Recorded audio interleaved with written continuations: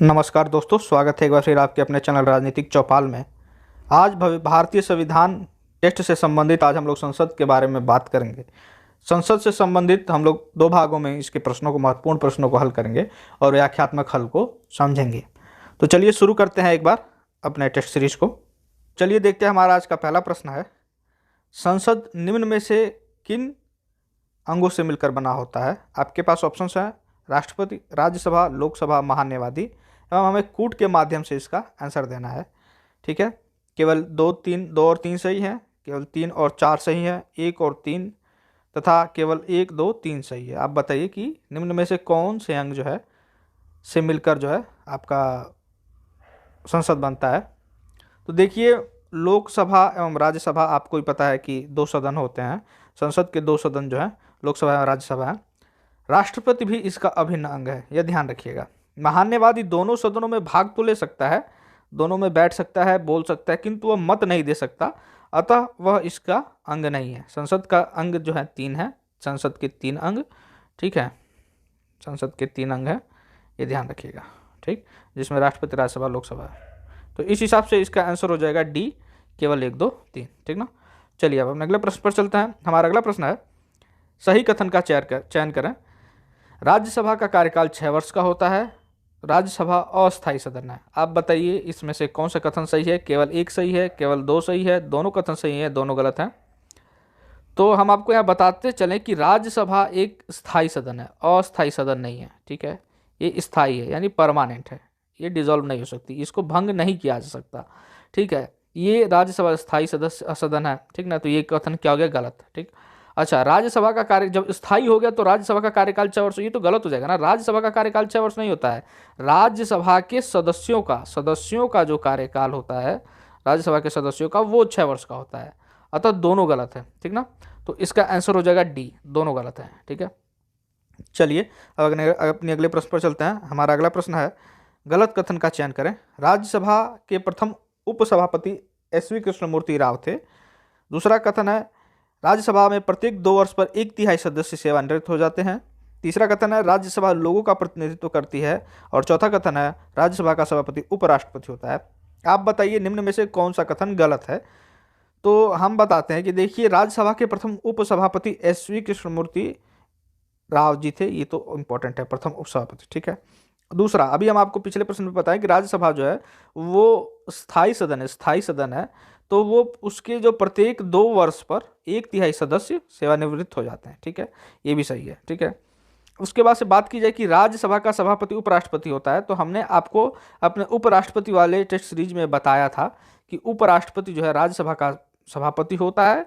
तो देखिए इसका आंसर हो जाएगा सी, राज्यसभा लोगों का प्रतिनिधित्व नहीं करती। ध्यान रखिएगा, हम आपको बताए हैं कि लोकसभा जो है वो लोगों का प्रतिनिधि करती है। लोकसभा, लोक मतलब लोगों की सभा जो है लोगों का प्रतिनिधित्व करती है। राज्यसभा किसका प्रतिनिधित्व करती है, राज्यों का। ये ध्यान रखिएगा, राज्यों का प्रतिनिधित्व करती है आपका लोकसभा, राज्यसभा। क्योंकि यहाँ पर जो चुनकर आते हैं, जो यहाँ से जो राज्यों से भेजे जाते हैं, राज्यों के विधानसभा से इसमें सदस्य भेजे जाते हैं। ठीक है, चलिए अपने अगले प्रश्न पर चलते हैं। हमारा अगला प्रश्न है, सही कथन का चयन करें। संसद भवन का डिजाइन एडविन लुटियंस एवं हर्बर्ट बेकर ने तैयार किया था। संसद के 2 सत्रों के बीच 6 महीने से, ये गलत लिखा है यहाँ, 6 महीने से होगा, ये 6 महीने से अधिक का अंतर नहीं होना चाहिए।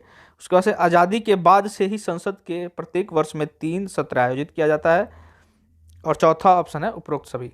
आप बताइए क्या इसमें सही है। तो देखिए, संसद भवन का डिजाइन जो है एडवन लुटियंस एवं हर्बर्ट बेकर ने ही तैयार किया था, ये इंपॉर्टेंट है, आप इसको याद कर लीजिएगा। ठीक है, दूसरी चीज कि संसद के दोनों सत्रों के बीच 6 महीने, ठीक ना, ये 6 महीने तो नहीं है, 6 महीने, ठीक ना, ये ध्यान रखिएगा, 6 महीने से अधिक का अंतराल नहीं होना चाहिए, ये भी सही है।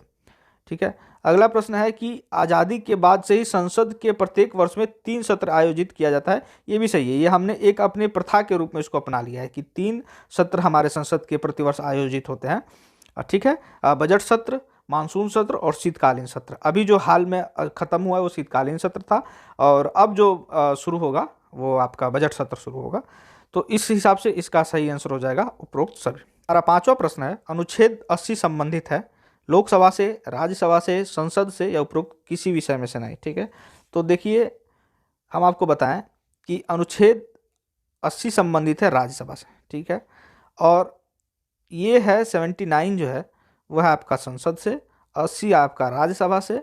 ठीक है, और 81 आपका लोकसभा से। ठीक है, तो इसको अनुच्छेद 79 आपका संसद का 100, 80 हो गया आपका राज्यसभा का र, और 81 हो गया लोकसभा का लो, यानी कि हो गया सरलो, ऐसे याद रखिएगा। ठीक है, 100 से शुरुआत है, यानी 70 में से स्टार्टिंग है, 70 वाले क्या नाम है सीरीज में से, तो 79, उसके बाद चेंज हो जाएगा 79, 80, उसके बाद से 81। ठीक है, इसको सरलो के रूप में आप याद रखिएगा।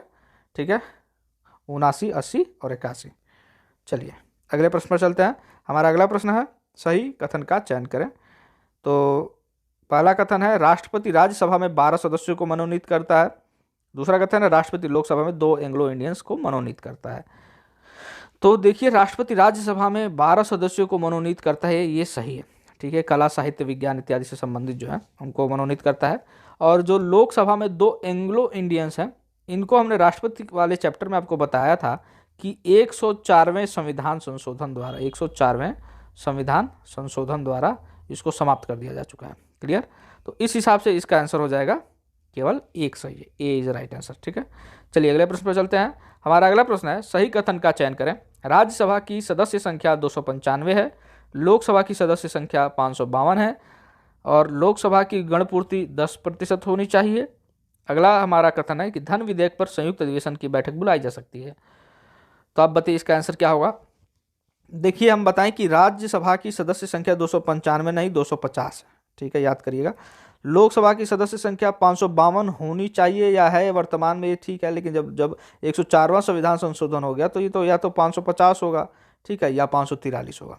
ठीक है, जबकि इसका अगर सही आंसर देखा जाए तो इसका 543 ही होगा। क्लियर, ठीक ना, 2 तो हटा दिए गए हैं। ठीक, अच्छा दूसरी चीज कि लोकसभा की गणपूर्ति संख्या 10 होनी चाहिए, बिल्कुल यही सही है।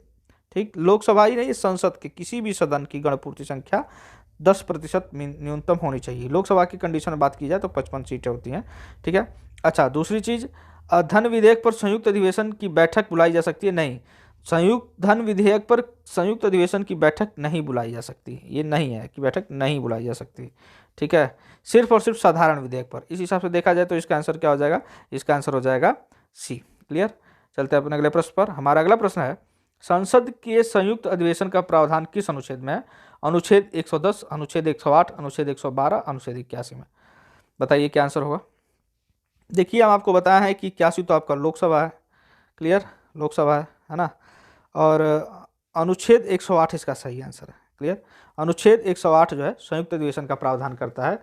वहीं अनुच्छेद 110 धन विधेयक से संबंधित है, धन विधेयक। ठीक है, धन विधेयक।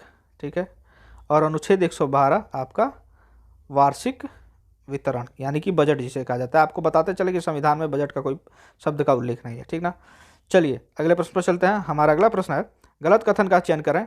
साधारण विधेयक को सर्वप्रथम लोकसभा में ही पेश किया जाना चाहिए। किसी भी देश को पेश करने से पहले राष्ट्रपति से अनुमति लेना आवश्यक। किसी भी विधेयक है, ये माफ करिएगा, किसी भी विधेयक। ठीक है, गलत कथन का हमें यह चुनना है। किसी भी विधेयक को पेश करने से पहले राष्ट्रपति की अनुमति लेनी आवश्यक है।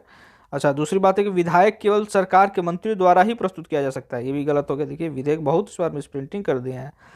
चलिए, विधेयक केवल सरकार के मंत्री द्वारा ही प्रस्तुत किया जा सकता है या उपरोक्त सभी। देखिए अब हम आपको बताते चलें कि इसमें सही आंसर क्या है।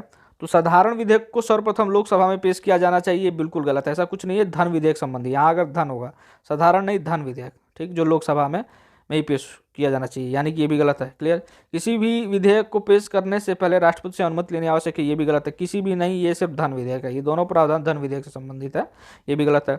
उसके बाद से विधेयक केवल सरकार के मंत्री द्वारा ही प्रस्तुत किया जा सकता है, ये भी गलत है। ठीक है, यानी उपरोक्त सभी। देखिए हम आपको बताते चलें कि विधेयक जो है, विधेयक सिर्फ सरकार के मंत्रियों द्वारा नहीं, गैर मंत्रियों द्वारा भी पेश किया जा सकता है। ठीक है, जिसको हम लोग पीएमबी, प्राइवेट मेंबर बिल कहते हैं, निजी विधेयक कहते हैं। जो वह बिल जो किसी मंत्री के द्वारा नहीं पेश किया जाता है वो निजी बिल कहलाता है।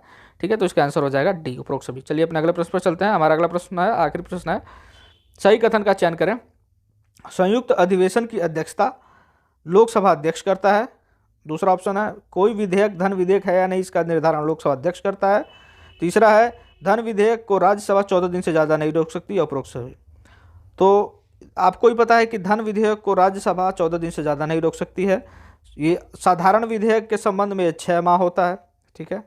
और कोई विधेयक धन विधेयक है या नहीं, इसका निर्धारण लोकसभा अध्यक्ष करता है, ये भी सही है, ठीक है।